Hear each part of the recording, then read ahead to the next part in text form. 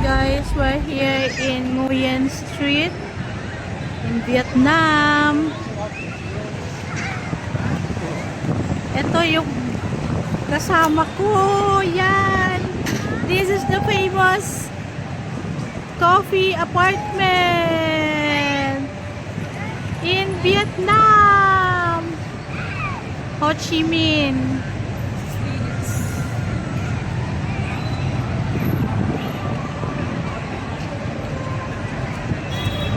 Ang ganda dito guys. Ayan, nilakad namin. Alam mo yun dun sa dulo na yan. Kung makita nyo yan. Yan sa dulo na yan yung puro mga poste maliliit. Flags yan guys. I think that's ASEAN flags. Kasama tayo dun. Pinuntahan namin yan dun sa dulo. Meron tayong flag dun.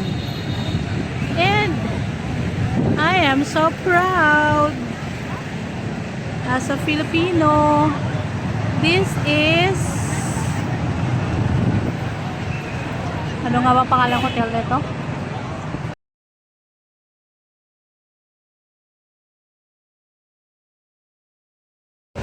And kita niyo yan guys.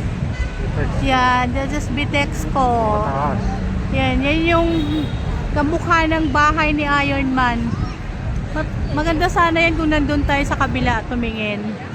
Pero ang galing lang. Guys, so free yung mga bata naglalaro. Yan.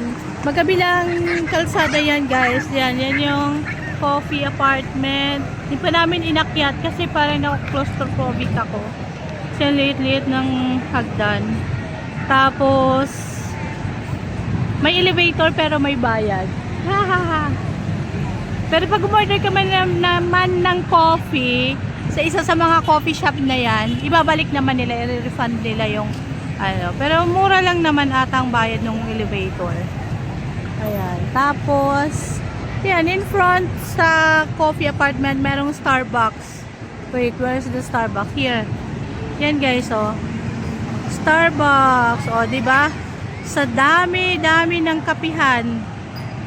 Ang dami-daming kapihan. Ayan, ang dami yun ng kape, diba? Tapos may Starbucks sa tapat. O, diba? Ayaw magpatalo.